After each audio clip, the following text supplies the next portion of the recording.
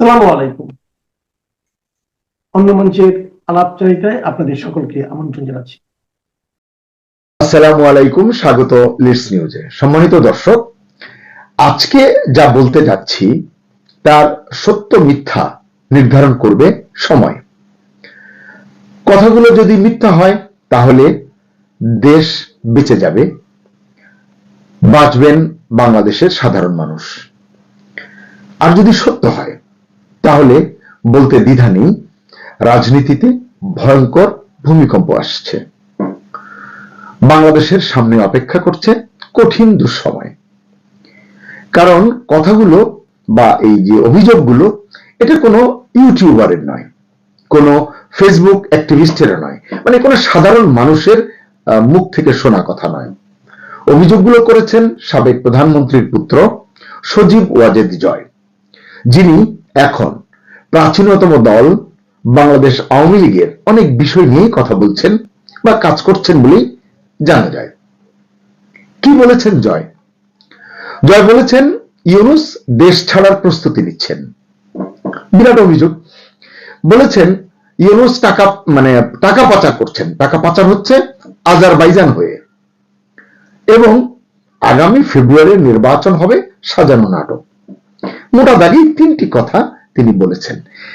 এখন এটুকু শুনে আপনার মনে আসলে কি প্রতিক্রিয়া হচ্ছে এটি তো এই মুহূর্তে আমি বলতে পারছি না, তবে জানতে চাই, একটা প্রশ্ন কি উঠছে না, যিনি নির্বাচন আয়োজন করছেন, যিনি ইউনিক নির্বাচন, ঐতিহাসিক নির্বাচন করবেন বলে বারবার জাতিকে প্রতিশ্রুতি দিচ্ছেন, সত্যি যদি তিনি পালানোর পথে থাকেন, মানে জয়ের কথা যদি, অভিযোগ যদি সত্য হয়, তাহলে এই যে ভোট, এটি যদি হয়, এই ভোটের ভালো মন্দ নিয়ে তার কি কোনো দায়বদ্ধতা থাকবে না থাকার কথা? প্রিয় দর্শক, ভিডিওটি শেষ পর্যন্ত না দেখলে বাংলাদেশের বর্তমান রাজনীতির সবচেয়ে ভয়ঙ্কর অধ্যায়টা হয়তো আপনি মিস করবেন। কারণ কথাগুলো খুব গুরুত্বপূর্ণ সময়ের নিরিখে। সজীব ওয়াজেদ জয় এসব কথা বলেছেন CNN নিউজ 18 নামক মিডিয়াকে একটি সাক্ষাৎকার দিয়েছেন, সেই সাক্ষাৎকারের কথাগুলো তিনি বলেছেন। প্রথমেই বলি, ইউনূস সম্পর্কে কি বিস্ফোরক তথ্য দিয়েছেন জয়।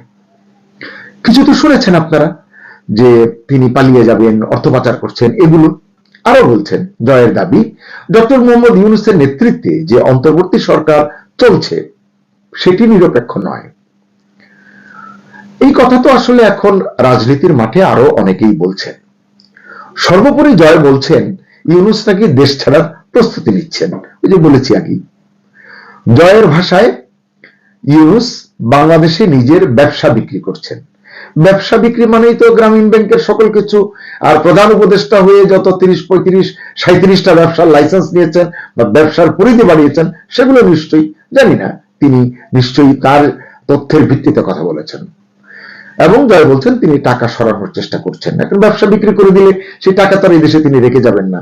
ইউনূসের কোনো টাকা তো এই দেশের সাধারণ মানুষের কল্যাণে কখনো লাগেনি। 2 টাকা হোক আর 2000 হোক আর 200 কোটি হোক, সেটা তারই কাজে লাগবে, তিনি যেখানে থাকবেন সেখানেই যাবে। যে কারণে জয় হয়তো অভিযোগ তুলেছেন যে আজারবাইজান হয়ে অর্থ পাচারের অভিযোগটি তিনি করলেন।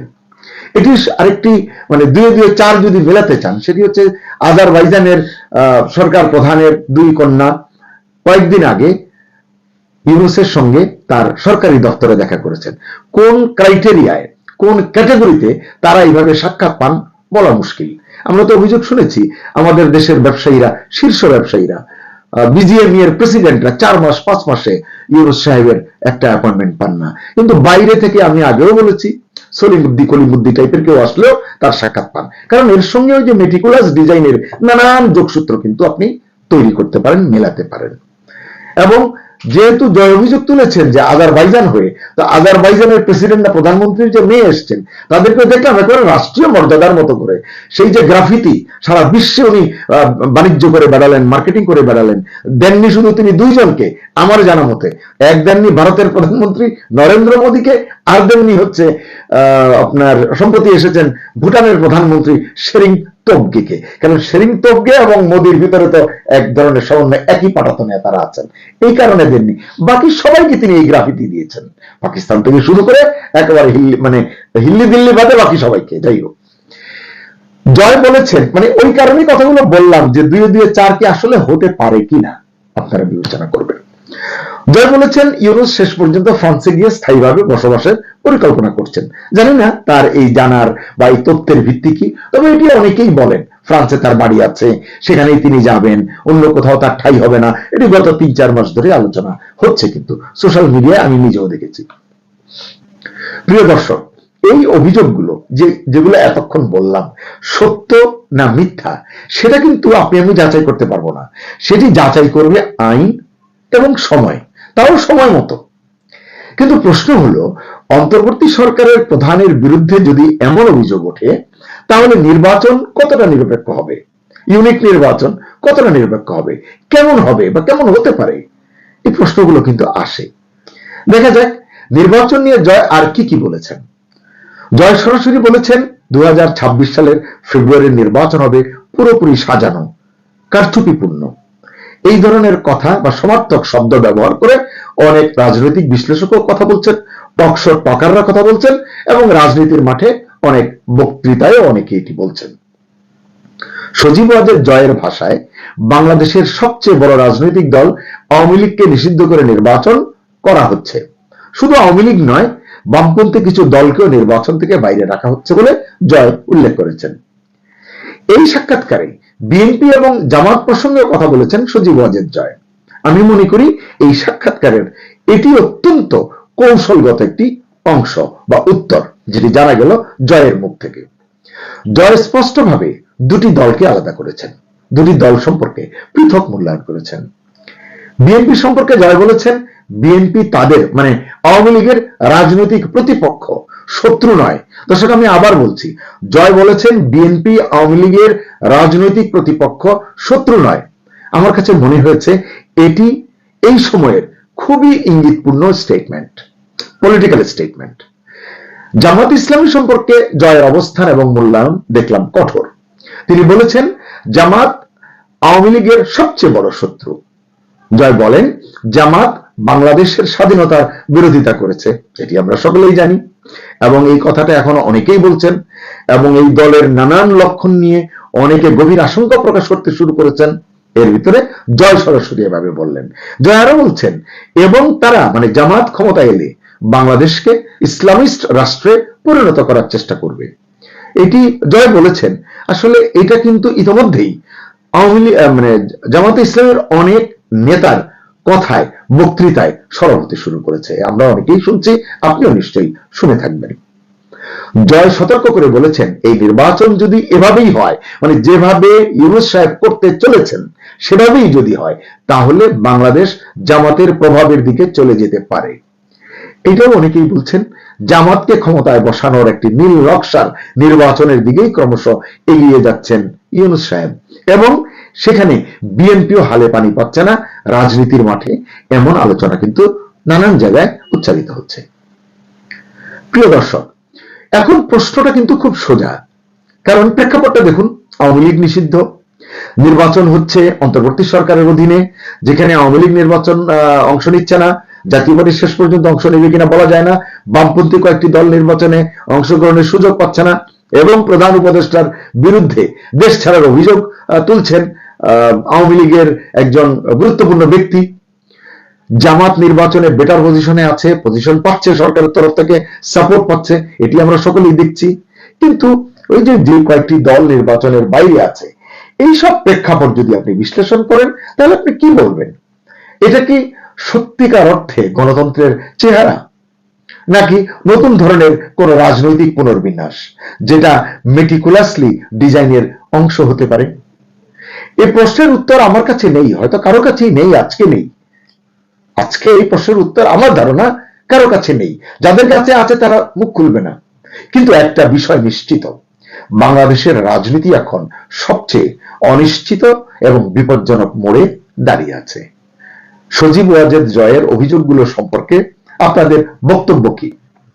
এসব কথা কতটা বিশ্বাসযোগ্য বলে মনে করেন? নাকি আপনারাও মনে করেন এগুলো রাজনৈতিক চাপ তৈরির কৌশল, কিংবা আগামী নির্বাচনটা কেবলই পছন্দের দলের কাছে ক্ষমতা হস্তান্তরের নতুন ছক মাত্র, যে ছকটা গোপনে এঁকে চলেছেন অন্তর্বর্তী সরকারের প্রধান মোহাম্মদ ইউনূস? জামাত নিয়ে যে ভয়ের কথা, হুমকির কথা জয় বলেছেন, সেই সতর্কবার্তা কি উপেক্ষা করার মতো? অভিযোগগুলো কি কেবলই রাজনৈতিক চাল, নাকি এর ভেতরে আরো বড় কিছু চলছে বা আরো বড় কিছু আছে? কমেন্টে লিখুন আপনার মনের কথা। মনে রাখবেন, নীরবতা সবচেয়ে বিপজ্জনক সমর্থন। দর্শক, আজকের আলোচনায় আমি কোনো রায় দিইনি, সাধারণত আমি দিই না। আমি শুধু প্রশ্ন রেখেছি। সিদ্ধান্ত গ্রহণের বা প্রকাশের ভার থাকছে আপনার উপর। লিস্ট নিউজে এই ছিল আজকের সংক্ষিপ্ত আলোচনা। সবাই ভালো থাকুন। আল্লাহ হাফিজ। এখন আজকে পুলিশ কমিশনার বলছে যে যে হত্যাকারীকে শনাক্ত করা হয়েছে জামাত শিবিরের লোক। এখন আমি বলি, এটা তো বিএনপির কোন নেতার স্টেটমেন্ট না। 1-1.5 ঘন্টার মধ্যে ফেসবুকে দিয়ে দিলেন। তার মানে কি ঠাকুর ঘরে কেড়ে আমি কলা খাইনির মতো অবস্থা না? আপনি ঘোরার আগে গাড়ি জুড়িয়ে দিলেন। অনেকদিন ধরেই অন্তর্বর্তী সরকারের প্রধান উপদেষ্টা তার যমুনায় তার অনুগত সকল রাজনৈতিক দলগুলো লালু ভুলু কালু মালু বলে ডেকে কমলার জুস আর ফিরতে ফিরতে কথিত ফ্যাসিবাদ বিরোধী ঐক্য সমুন্নত রাখার শপথ করানোর সুযোগটি পাচ্ছিলেন না। ইনকিলাব মঞ্চ নেতা ওসমান হাদিকে হত্যা চেষ্টা ইউনূসকে শেষ সুযোগটি করে দিয়েছে। মজার ব্যাপার হলো, ইউনূস মহাজন যমুনায় যাদেরকে ডেকেছেন তাদের মধ্যেই হাদিকে হত্যা চেষ্টাকারীরাও আছে, এটা মানুষই বলছে। সরকার কান পাতলে ঠিক এই কথাটি শুনতে পেত, কিন্তু সরকারের নাকি পেটটা ছাড়া আর কোনো অঙ্গ প্রত্যঙ্গ নেই, কান তো নাই। কান থাকলে তো শুনতে পেত। সরকার কেবলমাত্র জনগণের জান মাল অর্থ খাওয়ার জন্য পেটটা নিয়েই টিকে আছে। অত্যন্ত সুন্দরভাবে এখন গুলিবিদ্ধ হাদি ইউনূস সরকারের পেটে ঢুকে গেল। যমুনায় লালু ভুলু কালুরা গিয়ে বৈঠক করে জুস খেয়ে ফ্যাসিবাদ বিরোধী ঐক্য সমুন্নত রাখার প্রতিশ্রুতি দিয়ে বেরিয়ে এলো সকাল সকাল। এরপর হাদি মরুক বাচুক, কার কি এসে যায়? হাদিকে হত্যা চেষ্টা আবার লালু ভুলু কালুদের একত্রিত করে দিয়েছে। এটাই তো অনেক, অনেক না? কি বলেন? দাঁড়ান, আরো কিছু আছে, চলুন শোনা যাক বাকি কথা।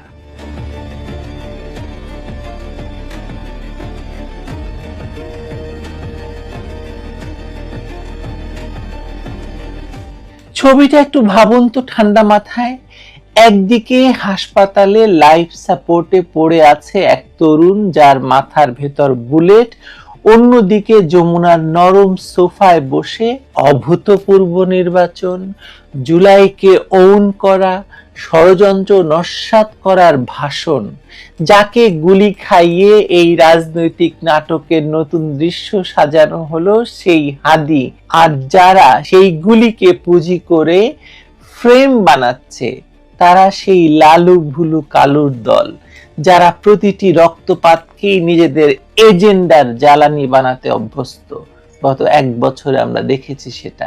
দেশে কিছু ঘটা মাত্র এই ইউনূস ডাক পাড়ে যমুনা থেকে, কোথায় আমার লালু ভুলু কালু মালু, আর লেজ নাড়তে নাড়তে সবাই গিয়ে যমুনায় ঢোকে, জুস পান করে, আর বেরিয়ে এসে টিভি ক্যামেরার সামনে সেই 1 বছর ধরে বলা কথার পুনরাবৃত্তি করে।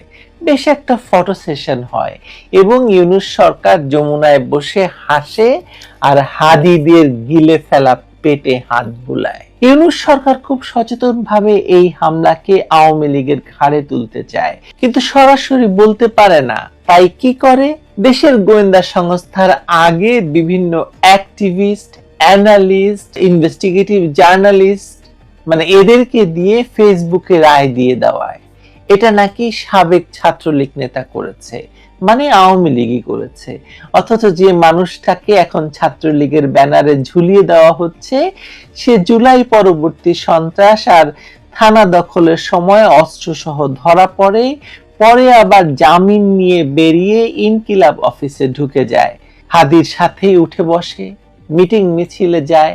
তখন কিন্তু কেউ তাকে লীগের দালাল বলে চিহ্নিত করেনি, কেউ মাস্ক দেখে চিনতে পারেনি।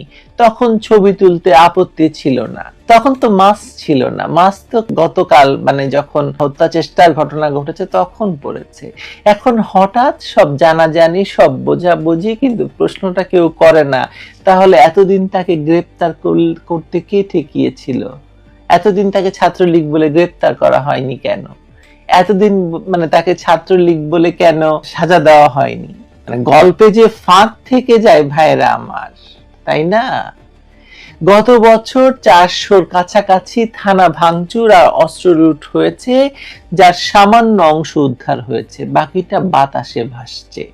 তখন রুষ্ট হবে ভেবে এই ইন্টেরিম ছাড় দিয়েছিল। এখন সেই ছাড়ের দাম দিচ্ছে পুরো জাতি, পুরো দেশ। যে রাষ্ট্র নিজের থানার অস্ত্র ফেরত আনতে পারে না, সে রাষ্ট্র প্রার্থীর নিরাপত্তা কিভাবে নিশ্চিত করবে? আর সত্যি কথা বলতে কি, এই ইন্টেরিম কখনোই সত্যি চেষ্টাটা করেনি, কারণ এই অস্ত্র কার হাতে আছে সেটা তারা খুব ভালো করে জানে।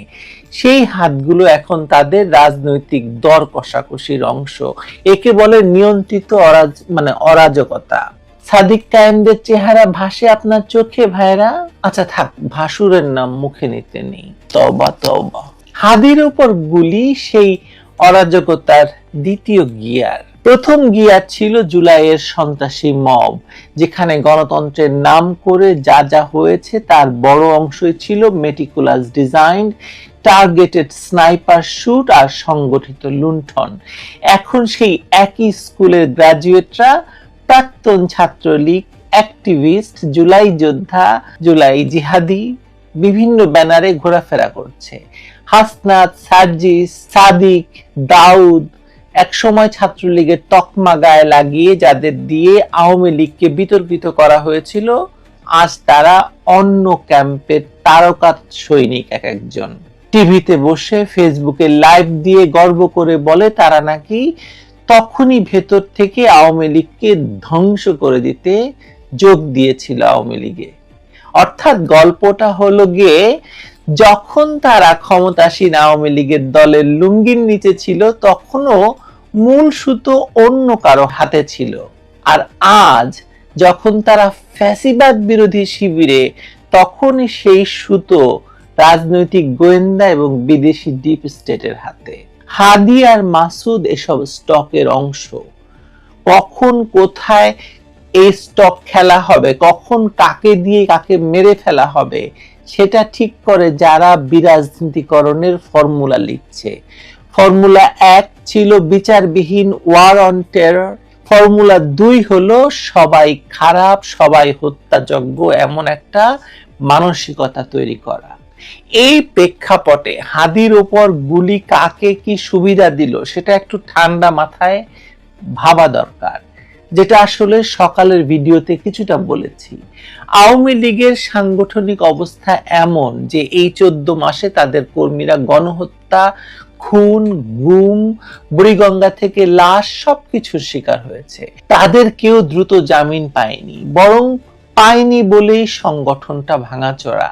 এই অবস্থায় আওয়ামী লীগ দিনের আলোতে রাজধানীতে বসে ইনকিলাব মঞ্চের মতো ছোট প্ল্যাটফর্মের এক নেতাকে মারতে যাবে, এটা পাগলেও বিশ্বাস করবে না, এবং যারা বিশ্বাস করে তারা রাজনৈতিকভাবে নির্বোধ। কাজেই যে গল্পটা বানানো হচ্ছে লীগের সাবেক লোক মানে কাজও লীগ করেছে, এই সরলীকরণটা ভীষণ ইচ্ছাকৃত এবং মানুষ খাচ্ছে না, একদমই খাচ্ছে না। এদিকে আদালতের নথি দেখাচ্ছে যাকে এখন মূল শুটার বলা হচ্ছে, সেই ফয়সাল করিম মাসুদকে অস্ত্র মামলায় জামিন দিয়েছে হাইকোর্টের বেঞ্চ খুব দ্রুততার সঙ্গে। একবার 6 মাস, আরেকবার 1 বছর, মানে 2 দফায়। সে বিচার বিভাগের কৃপায় বেরিয়ে এসে হাদিদের সঙ্গে রাজনীতি করেছে, মিছিলে গেছে, অফিসে ঘুরেছে, বৈঠক করেছে, অনেক ছবি দেখতে পাচ্ছি আমরা। হাসনাত বা কায়েমের সঙ্গে তার চা খাওয়ার ছবি আছে, একই শার্ট পরা, যে শার্ট পরে পুলিশ তাকে ধরেছিল। আর আজ যখন গুলি করেছে বলে অভিযোগ উঠছে, তখন দায়টা কেন ছাত্রলীগ আর আওয়ামী লীগের ঘাড়ে বলুন তো? বলুন প্লিজ। ইউনূস সরকারের নিজস্ব বিচার বিভাগ যার জামিন দেয়, যার ওপর গোয়েন্দাদের নজরদারি থাকে, তাকে নিয়ন্ত্রণের ব্যর্থতা কি কেবল তার পুরনো রাজনৈতিক পরিচয় দিয়ে আপনি সেরে দিতে পারবেন? তাও আবার লুঙ্গির নিচে আশ্রয় নেওয়া ফেক পরিচয় গ্রহণ করে আসল পরিচয়ে পুরনো সংগঠনকে বিবস্ত্র কর্নেওয়ালারা। মাসুদ তো তাই না? ইউনূস সরকারের জন্য তো এটা নিঃসন্দেহে সুবিধাজনক একটা খেলা। একদিকে উচ্চবিত্ত বখাটে বুদ্ধিজীবী আর এনজিও মিডিয়া গোষ্ঠী গত 1.5 বছরে এমন এক নেগেটিভ দাঁড় করিয়েছে যে কেউ আওয়ামী লীগের আশেপাশে থাকলে হত্যাযোগ্য। তার বাসায় আগুন দেওয়া যাবে, 32 পুড়িয়ে দেওয়া যাবে, মানে সেটা নাকি গণ অভ্যুত্থানের উপজাত। তার স্ত্রী সন্তানদের উপর পাশবিক হামলা হলে সেটা নাকি রাগের বহিঃপ্রকাশ, ক্ষোভের বহিঃপ্রকাশ। এটা নাকি কি যেন প্রোপাগান্ডা সচিব বলেছিল, ভুলে গেছি, প্রেসার গ্রুপ। অন্যদিকে একই বুদ্ধিজীবী এখন ঠান্ডা মাথায় মেনে নিচ্ছেন এই ইন্টারিম যেভাবে সন্ত্রাস আর সন্ত্রাসী মবকে বৈধতা দিয়েছে, তাতে এখন পুরো দেশটাই হত্যাযোগ্য স্পেস হয়ে গেছে। আপনি আওয়ামী লীগ হন, বিএনপি হন, নিরীহ ভোটার হন, একদিন আপনার মাথায়ও স্নাইপারের লাইন পড়তে পারে। আমার প্রশ্নটা আপনাদের কাছে এবং গুরুত্বপূর্ণ মনে করে প্রশ্নটি নিয়ে ভাববেন আশা করি। যদি কোনো পক্ষ বছরের পর বছর ধরে একটি দল বা রাজনৈতিক শক্তিকে ফ্যাসিস্ট বলে ঘোষণা করেন, তাদের উপর যে কোনো সহিংসতাকে বৈধ করে তোলেন, ভোটের অধিকার কেড়ে নেওয়াকে বিপ্লব বলে বিক্রি করেন, তাহলে আপনি আসলে নিজের জন্যই একদিন সেই ভয়ঙ্কর গর্তটা খুঁড়ে গেলেন ভাইজান। আজকে আপনি সিলেক্টিভ নিন্দা জানিয়ে ভাবছেন দায়টা সবই অন্যের, কিন্তু সত্যি হলো আপনি যে মবকে তৈরি করেছেন সেই মব জানে না কোন মুখ আওয়ামী লীগের, কোন মুখ বিএনপির, কোন মুখ বখাটে বুদ্ধিজীবীর। তারা শুধু জানে মারতে পারলেই ন্যায় বিচার, লুট করতে পারলেই বিপ্লব। এই হাদিকে কেন্দ্র করে, হাদির উপর মানে গুলি করাকে কেন্দ্র করে আপনি অলরেডি আনিস আলমগীর, আব্দুল নূর তুষার, মাসুদ কামালের মতো বিশ্লেষকদেরকে হত্যাযোগ্য করে তুলছেন। শাওনের নামে আপনি পোস্ট দিচ্ছেন, ভয়াবহভাবে মানে ভীতি ছড়িয়ে দেওয়া হচ্ছে। আমি তো মনে করছি যে সরকারের উচিত অবিলম্বে এদের নিরাপত্তা নিশ্চিত করা, যে কোনো মুহূর্তে তাদের উপর হামলা হবে। এটা আমি দেখতে পাচ্ছি এদের উস্কানিতে। আবার যমুনার মিটিং এ ফেরত যাই। হাদি গুলিবিদ্ধ হওয়ার পরপরই যাদের ডাকা হলো তারা কারা? বিএনপি, জামায়াত, এনসিপি, ইনকিলাব মঞ্চ, মানে লালু, ভুলু, কালু, মালু সবাই উপস্থিত। টেবিলে ভাষণও প্রস্তুত। জুলাই অভ্যুত্থানকে খাটো করার ষড়যন্ত্র নস্যাৎ করতে হবে, নির্বাচন বানচাল চক্রান্ত বন্ধ করতে হবে, চক্রান্ত চলছে, আমরা ঐক্যবদ্ধ থাকব, অবৈধ অস্ত্র উদ্ধার করতে হবে। কথাগুলো শুনতে কিন্তু খুব ভালো, কিন্তু রক্ত কেউ দেখে না, দেখে কেবল রাজনৈতিক ক্যাপিটাল।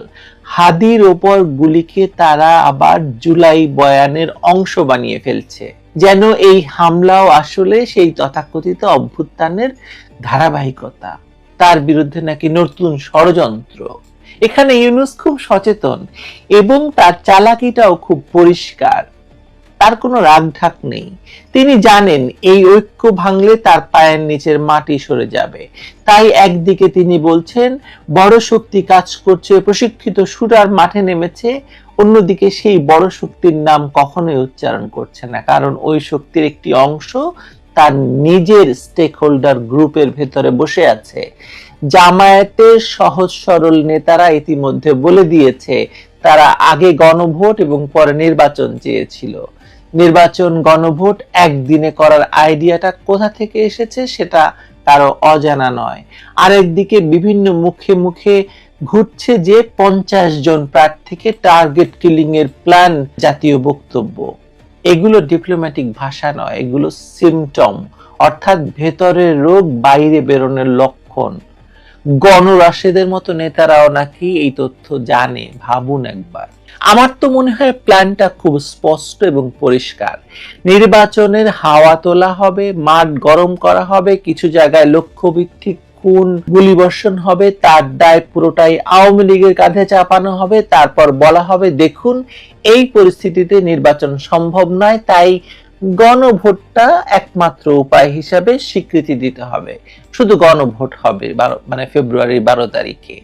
সেই গণভোটের ওপর ভর করে সংবিধানের কাটাকুটি হবে, আওয়ামী লীগ নিষিদ্ধকরণ আরো সাংবিধানিক করে ফেলা হবে। দুই দলের বাইরে নতুন রাজনৈতিক আর্কিটেকচার সব এই প্যাকেজে ঢুকে যাবে। এই পুরো খেলায় হাদিদের জায়গাটা কোথায়? খুব সহজ। তারা হলো ব্যবহারযোগ্য, নষ্টযোগ্য পণ্য, রাজনৈতিক দুর্বৃত্ত। কখনো ছাত্রলীগের নাম লাগিয়ে, কখনো ইনকিলাব মঞ্চের ব্যানারে, কখনো জুলাই যোদ্ধা ব্র্যান্ডে তারা সবাই একই স্টকে রাখা হয়েছে। যখন যাকে দরকার তাকে নিয়ে এসে ভাঙিয়ে খাওয়া হবে। আপনি একদিন যাদের দিয়ে থানা ভাঙাবেন, আর একদিন তাদের দিয়ে প্রতিপক্ষের প্রার্থীকে মারাবেন, তৃতীয় দিন তারা মরে গেলে কাঁদবেন, আর চতুর্থ দিন সেই লাশ নিয়ে রাজনীতি করবেন। খুব সুন্দর খেলা, কিন্তু দুর্দান্ত খেলা। আর আপনি যদি সেই বুদ্ধিজীবী হন যিনি একসময় ফ্যাসিস্ট আওয়ামী লীগ বিরোধী সংগ্রামের নামে এই সহিংসতাকে তাত্ত্বিক বৈধতা দিয়েছেন, আজ আপনি দেখছেন আপনার নীরবতা আপনাকেও হত্যাযোগ্য করে তুলছে। আপনি যদি সেই মিডিয়া হন যে জুলাইয়ের দঙ্গলকে, জুলাইয়ের মবকে জনতার অভ্যুত্থান লিখে হেডলাইন করেছেন, আজ আপনাকে কেউ বিশ্বাস করছে না যখন আপনি হাদির হত্যা চেষ্টার বিচার দাবি করছেন। কারণ আপনি নিজের হাতে বিচারহীন বাংলাদেশের নৈতিক বুননটাকে ছিঁড়ে ফেলেছেন।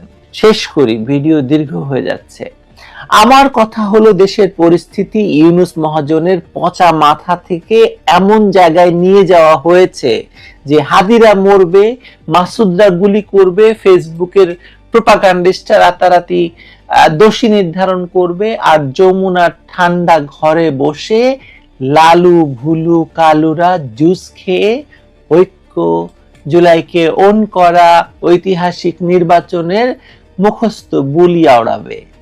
রাষ্ট্র তার পেট নিয়ে টিকে থাকবে, বিচারহীনতা তার মুদ্রা হবে, আর গোটা সমাজকে এমন এক জায়গায় নামিয়ে আনা হবে যেখানে প্রত্যেকের চোখে সম্ভাব্য টার্গেট। এই অবস্থায় আসল কথাটা হলো, দেশেরই কেউ নিরাপদ নয়। আওয়ামী লীগ নয়, বিএনপি নয়, জামায়াত নয়, এমনকি সেই বখাটে বুদ্ধিজীবীও নয় যে ভেবেছিল সব সময় নিরাপদ দূরত্ব থেকে আগুন দেখবে। আপনি যখন এমন এক রাজনীতিতে হাততালি দেন যেখানে কাউকে একবার ফ্যাসিস্ট বলে ঘোষণা করা হলে তার সব অধিকার কেড়ে নেওয়া যায়, তখন মনে রাখবেন আগামীকাল আপনাকে রাজাকার, এজেন্ট, ডিপ স্টেটের পুতুল ট্যাগ লাগাতে কারো 2 মিনিট লাগবে না। হাদির গুলিটা সিম্পলি একটা বুলেট না, এটা একটা সিস্টেমের ছিদ্র দিয়ে দেখা যাওয়া এক্সরে। ওখানে দেখা যাচ্ছে হাদিরা মারা যায় আর লালু ভুলু কালুরা যমুনায় বসে জুস খায়। স্টেট ক্রাফটের ভাষায় তাকে বলে জাতীয় ঐক্য আর অভূতপূর্ব নির্বাচন প্রস্তুতি। বাকিটা দুঃখজনকভাবে পূর্ব নির্ধারিত স্ক্রিপ্ট, যে স্ক্রিপ্ট হয়েছে হাইতিতে, ইয়েমেনে, মিশরে, আর তো তিউনিসিয়ায়। বাংলাদেশ এখন সেই জায়গায়, ইউক্রেনও সেই জায়গায় ছিল। ধরতে পারছেন আপনারা? ধরতে পারছেন। ভালো থাকবেন সবাই।